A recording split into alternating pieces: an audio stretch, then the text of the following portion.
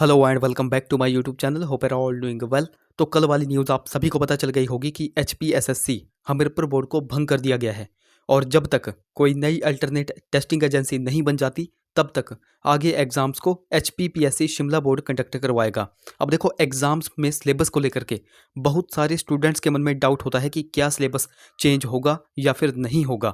तो मैं आपको यहाँ पर बता दूं कि एकदम से सिलेबस जो है तो कभी भी चेंज नहीं हो सकता। थोड़ा सा क्वेश्चंस का लेवल जरूर हाई हो सकता है, वो भी हाई हो सकता है सिर्फ और सिर्फ 5 या फिर 10%, उससे ज़्यादा हाई नहीं हो सकता। आपको देखो क्या फ़र्क पड़ रहा है, चाहे हमीरपुर बोर्ड एग्जाम को कंडक्ट करवाए या फिर शिमला बोर्ड एग्जाम को कंडक्ट करवाए। आपने देखो पढ़ा सब कुछ है, आपको सिर्फ और सिर्फ यहाँ पर रिवाइज ही करना है। और यही वो टाइम होता है जब कुछ स्टूडेंट्स डगमगा जाते हैं और बस सोचते ही रहते हैं कि ये क्या हो गया क्या नहीं हो गया, जबकि कुछ एक स्टूडेंट्स इसी टाइम का यूज़ करके इसी टाइम का फ़ायदा उठाकर आगे निकल जाते हैं। तो आपको देखो बिल्कुल भी होप नहीं छोड़नी है, आगे जो है तो सब अच्छा होगा। कल वाली वीडियो में मैंने आपसे पूछा था कि कल कौन से सेक्शन को डिस्कस किया जाए, तो आप सभी ने जो है तो कहा था कि ज्योग्राफी और साइंस के सेक्शन को डिस्कस किया जाए। तो आज यहाँ पर मैं आपके सामने साइंस के कुछ एक क्वेश्चंस को लेकर के आया हूँ। इससे पहले हम पार्ट 25 यानी कि 25 वीडियोज़ ऑलरेडी डिस्कस कर चुके हैं, जिनमें हमने सिर्फ और सिर्फ साइंस के क्वेश्चंस को डिस्कस करके रखा हुआ है। तो अगर आपने वो वाली वीडियोज़ अभी तक नहीं देखी है तो इस वीडियो के डिस्क्रिप्शन में जाएं, वहाँ पर साइंस क्वेश्चंस करके लिंक दिया गया होगा, उस लिंक पर क्लिक करके आप उन वीडियोज़ को देख सकते हैं। बाकी आज हम पार्ट नंबर 26 को डिस्कस करेंगे और इन क्वेश्चंस को हम बिल्कुल डिटेल में डिस्कस करेंगे। बाकी अभी तक अगर आपने हमारे चैनल को सब्सक्राइब नहीं किया है तो चैनल को सब्सक्राइब कर दें, साथ में बेल आइकन को जरूर प्रेस करें, साथ में इस वीडियो को लाइक जरूर कर दें। सो क्वेश्चन नंबर 162 की बात करें, टाइफाइड इज कॉज्ड बाय। तो टाइफाइड किसके कारण होता है? क्या यह जीवाणु के कारण होता है, क्या यह वायरस के कारण होता है, क्या यह फंगस के कारण होता है, या फिर क्या यह प्रोटोजोआ के कारण होता है? तो यह किससे होता है? तो टाइफाइड आपको ध्यान में रखना है, यह जो है तो बैक्टीरिया से होता है, यानी कि जीवाणु से होने वाला रोग है। ऑप्शन ए यहाँ पर करेक्ट हो जाएगा। अब इस क्वेश्चन से संबंधित 2-3 पॉइंट्स मैं आपको बताऊंगा जो कि आपने ध्यान में रखने हैं। तो आपको भी पता है जिस तरह यहाँ पर टाइफाइड पूछा गया है उसी तरह कुछ और रोग दे दिए जाएंगे और आपसे पूछा जाएगा कि यह किसके कारण होता है। तो बैक्टीरिया से होने वाले रोग मैं आपको यहाँ पर बताऊंगा जो कि आपने ध्यान से सुनने हैं। तो बैक्टीरिया से एक तो होता है कॉलरा, कॉलरा को ही कहा जाता है हैजा, ये आपको पता चल गया। उसके बाद बैक्टीरिया से ही कौन सा रोग होता है? तो इससे होता है टीबी, और टीबी को कहा जाता है ट्यूबरक्लोसिस, इसी को हिंदी में कहा जाता है तपेदिक रोग या फिर क्षय रोग। उसके बाद बैक्टीरिया से ही कौन सा रोग होता है? तो वो होती है कुकर कफ, जिसको कुकर खांसी कहा जाता है। तो ये भी बैक्टीरिया से होने वाला एक रोग है। उसके बाद प्लेग हो गया, प्लेग भी किसके कारण होता है? तो ये भी बैक्टीरिया के कारण ही होने वाला एक रोग है।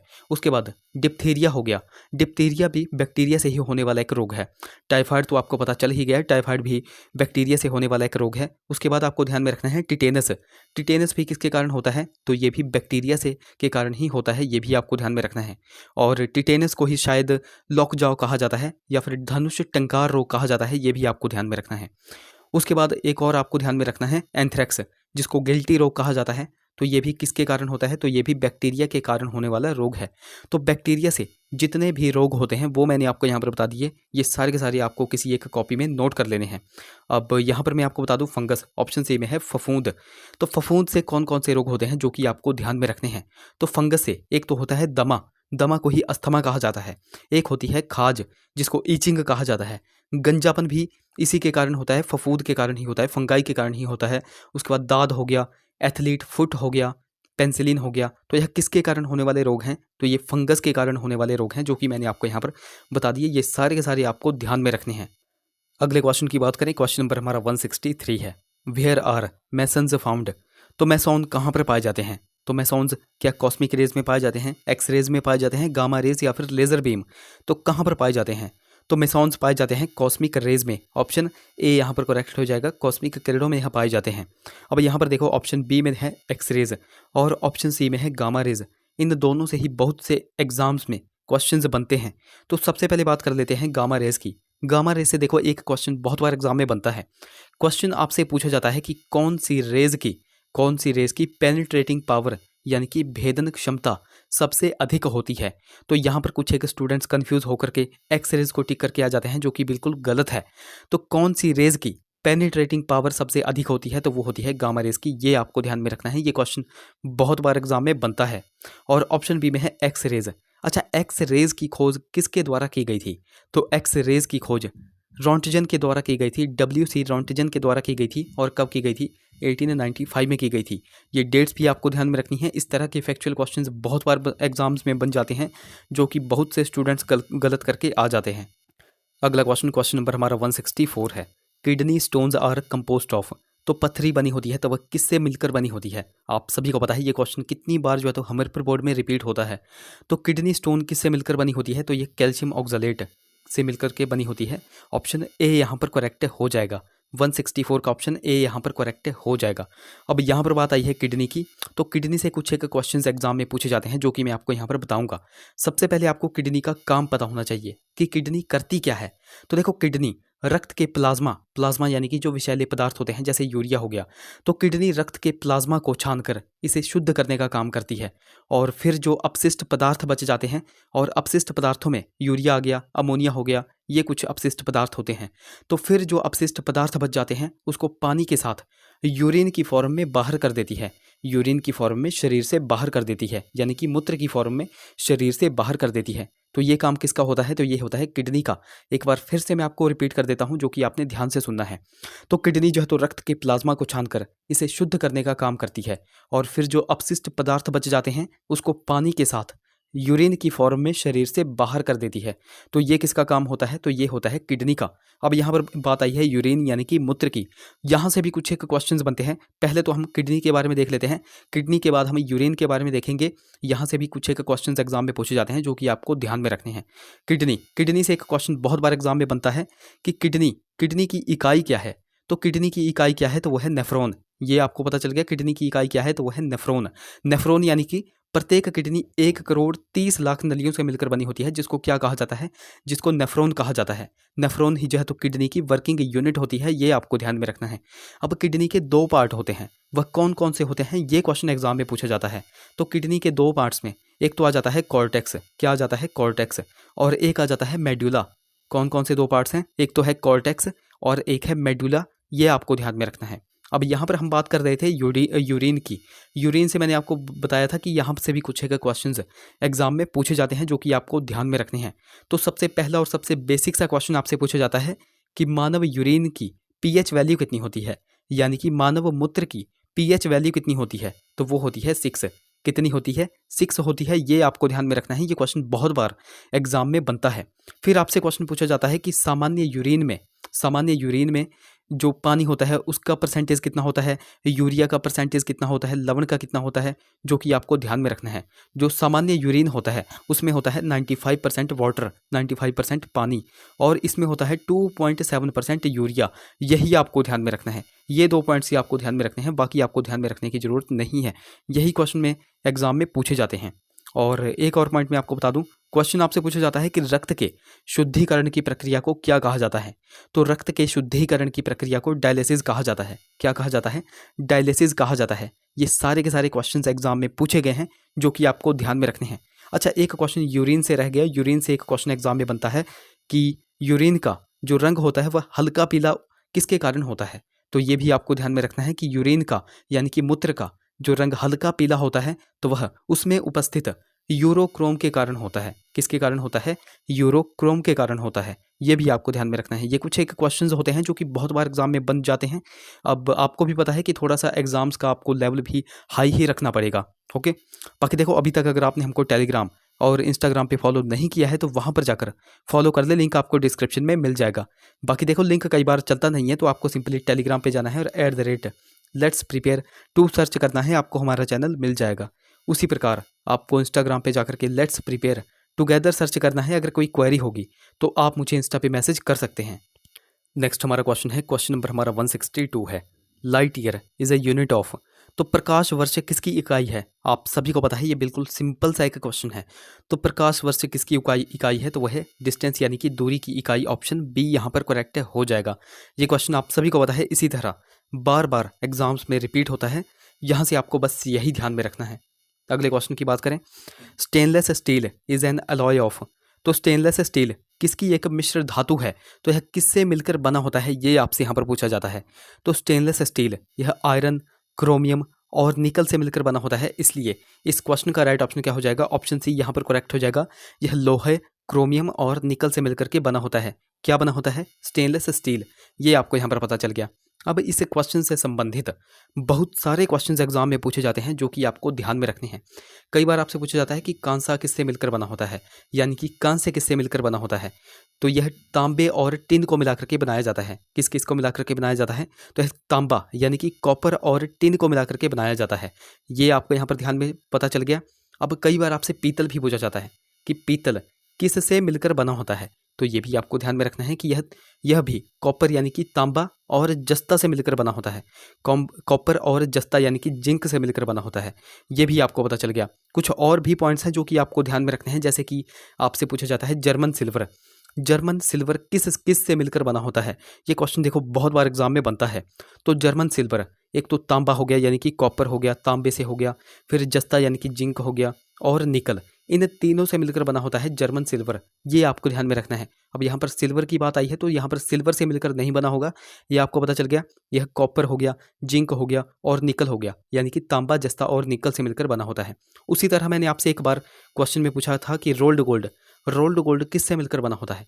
तो ये भी आपको ध्यान में रखना है। यह भी तांबा यानी कि कॉपर और सोने से मिलकर बना होता है, यानी कि गोल्ड से मिलकर बना होता है। ये भी आपको ध्यान में रखना है। उसी तरह आपको ध्यान में रखना है प्लास्टर ऑफ पेरिस, यह किससे मिलकर बना होता है? तो यह जिप्सम हो गया, चूना हो गया और सीमेंट हो गया। क्या क्या हो गया? जिप्सम हो गया, चूना हो गया और सीमेंट हो गया। इनसे मिलकर बना होता है प्लास्टर ऑफ पेरिस। ये भी आपको पता चल गया। उसी तरह आपको ध्यान में रखना है जो फ्यूज़ तार होती है यानी कि फ्यूज़ वायर होती है, वह किससे मिलकर बनी होती है? तो वह कॉपर हो गया, टिन हो गया और लेड हो गया, इनसे मिलकर बनी होती है। ये सारे के सारे इंपॉर्टेंट पॉइंट्स मैंने आपको यहाँ पर बताए जो कि आपको ध्यान में रखने हैं। इससे बाहर आपसे क्वेश्चन नहीं पूछा जाएगा, जो कि आपको पता होना चाहिए। अगला हमारा क्वेश्चन है, क्वेश्चन नंबर हमारा 164 है, malaria is caused by which organism? तो मलेरिया किस जीव के द्वारा होता है? अभी थोड़ी देर पहले ही हमने बैक्टीरिया हो गया यानी कि जीवाणु हो गया, और यहाँ पर हमने देखा था फफूंद यानी कि फंगाई। इन दोनों से कौन कौन से रोग होते हैं वो हमने यहाँ पर देख लिए थे। अब यहाँ पर बात आई है मलेरिया। मलेरिया किस जीव के द्वारा होता है? तो मलेरिया किस जीव के द्वारा होता है? तो ये होता है प्रोटोजोआ यानी कि प्रजीव के द्वारा। ऑप्शन डी यहाँ पर करेक्ट हो जाएगा। अब देखो यहाँ पर हमने बैक्टीरिया यानी कि जीवाणु हो गया और फंगाई यानी कि फफूंद हो गया। इन दोनों से कौन कौन से रोग होते हैं वो देख लिए थे। अब हम यहाँ पर देखेंगे प्रोटोजोआ से होने वाले रोग। प्रोटोजोआ से कौन कौन से रोग हो जाते हैं वो भी हम यहाँ पर देखेंगे। सबसे पहला रोग आपको पता चल गया कि मलेरिया किसके कारण होता है? तो ये होता है प्रोटोजोआ के कारण। अब प्रोटोजोआ से कुछ और भी रोग होते हैं, जैसे कि इसी से सोने की बीमारी हो जाती है, इसी से पायरिया रोग हो जाता है। कौन सा रोग? पायरिया हो गया, फिर पेचिस हो गया, फिर काला जार हो गया। ये इसी के कारण होते हैं। कौन कौन से रोग मैंने आपको बताए? एक तो मैंने आपको बताया पायरिया हो गया, फिर पेचिस हो गया, फिर काला जार हो गया, फिर उसके बाद सोने की बीमारी हो गई, उसके बाद मलेरिया हो गया। तो यह किसके कारण होते हैं? कौन? तो ये होते हैं प्रोटोजोआ के कारण कुछ एक होने वाले रोग। ये भी आपको पता चल गया। तो यहाँ पर आपके 3 पॉइंट्स क्लियर हो गए। एक तो आपका क्लियर हो गया बैक्टीरिया यानी कि जीवाणु से होने वाले रोग, एक आपका यहाँ पर क्लियर हो गया फफूंद यानी कि फंगाई के कारण होने वाले रोग, और एक आपका यहाँ पर क्लियर हो गया प्रोटोजोआ यानी कि प्रजीव के कारण होने वाले रोग। ये तीनों मैंने आपको बता दिए हैं जो कि आपको ध्यान में रखने हैं। अब कुछ और भी क्वेश्चंस आपसे पूछे जाते हैं, जैसे कि यहाँ पर मलेरिया की बात आई है तो मलेरिया से ही कुछ एक क्वेश्चंस आपसे पूछे जाते हैं, जैसे कि मलेरिया रोग यह किस मच्छर के काटने से होता है? तो ये भी आपको ध्यान में रखना है कि मलेरिया रोग यह मादा मच्छर एनाफ्लीज के काटने से होता है। और मलेरिया से प्रभावित होने वाला हमारे शरीर का कौन सा अंग होता है? तो ये भी आपको ध्यान में रखना है कि मलेरिया से प्रभावित होने वाला हमारा अंग होता है प्लीहा। प्लीहा को ही हम स्प्लीन कहते हैं। ये भी आपको ध्यान में रखना है। ये क्वेश्चन बहुत बार एग्जाम में बनता है जो कि आपको पता चल गया। उसी तरह आपसे पूछा जाता है डेंगू। तो डेंगू जो है तो किस मच्छर के काटने से होता है? तो ये भी आपको ध्यान में रखना है कि डेंगू एडीज एजिप्टियाई मच्छर के काटने से होता है। किस मच्छर के काटने से होता है? एडीज एजिप्टियाई मच्छर के काटने से होता है। और डेंगू में होता क्या है ये भी आपको ध्यान में रखना है। तो डेंगू में जो है तो बुखार लग जाते हैं, जिसको डेंगू बुखार कहा जाता है। और डेंगू बुखार में हमारी बॉडी में जो है तो हमारे ब्लड में प्लेटलेट्स की कमी जो है तो हो जाती है। किसकी कमी हो जाती है? प्लेटलेट्स की कमी हो जाती है। ये भी आपको पता चल गया। तो ये 2-3 पॉइंट्स मैंने आपको यहाँ पर बता दिए जो कि आपको ध्यान में रखने हैं। नेक्स्ट क्वेश्चन की बात करें, क्वेश्चन नंबर हमारा 161 है, plaster of Paris is chemically. तो रासायनिक रूप से प्लास्टर ऑफ पेरिस है, तो रासायनिक रूप से प्लास्टर ऑफ पेरिस को क्या कहा जाता है?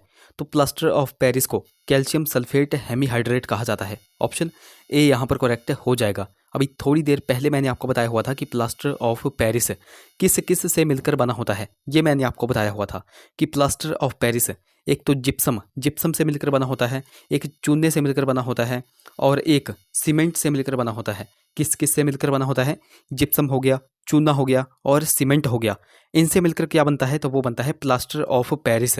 और यहाँ पर आपसे एक प्लास्टर ऑफ पेरिस का नाम पूछ लिया गया था कि केमिकली इसको क्या कहा जाता है, तो इसको कहा जाता है कैल्शियम सल्फेट हेमीहाइड्रेट। यहाँ पर मैंने आपको बताया कि प्लास्टर ऑफ पेरिस जिप्सम, चूने और सीमेंट से मिलकर बना होता है। तो यहाँ पर जिप्सम की बात आई है तो जिप्सम से भी क्वेश्चन बनता है। पहले तो प्लास्टर ऑफ पेरिस का फॉर्मूला देख लेते हैं। तो प्लास्टर ऑफ पेरिस का फॉर्मूला क्या होता है? तो इसका फॉर्मूला होता है CaSO4 हाफ H2O।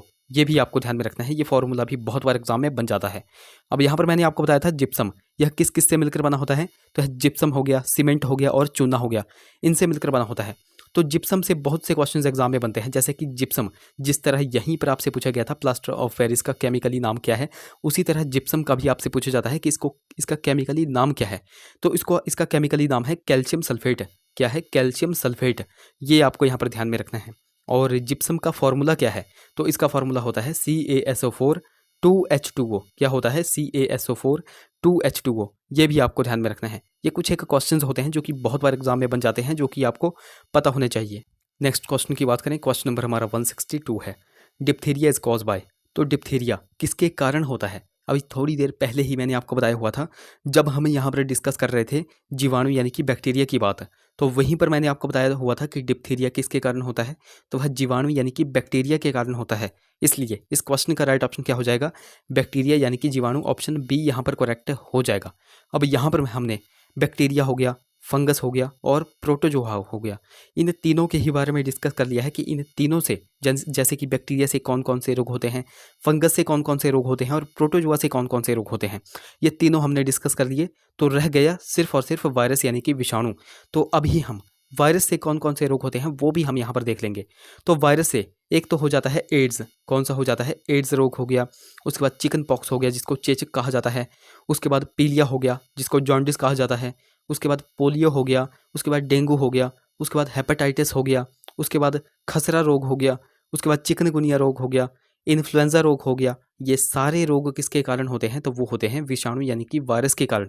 एक बार फिर से मैं आपको रिपीट कर दूं, विषाणु यानी कि वायरस के कारण एड्स रोग हो जाता है, चिकन पॉक्स होता है, जॉन्डिस हो गया, पोलियो हो गया, डेंगू हो गया, हेपेटाइटिस हो गया, मैसल्स जिसको खसरा रोग कहा जाता है वो हो गया, चिकनगुनिया हो गया, इन्फ्लुएंजा हो गया। ये सारे रोग होते हैं वायरस के कारण, जो कि आपको ध्यान में रखने हैं।